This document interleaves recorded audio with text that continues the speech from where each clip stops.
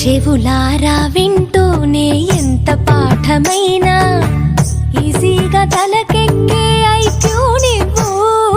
కనులారా చదివింది ఒకసారే అయినా కల్లోను మరిచిపోని మెమరీ నువ్వు. చదివిన ప్రశ్నలని పరీక్షలు రానివ్వు, చదవనిదేదైనా చాయిస్ లో పోనివ్వు. ఒక్కొక్క దండానికి ఒక్కో మార్కు పండివ్వు.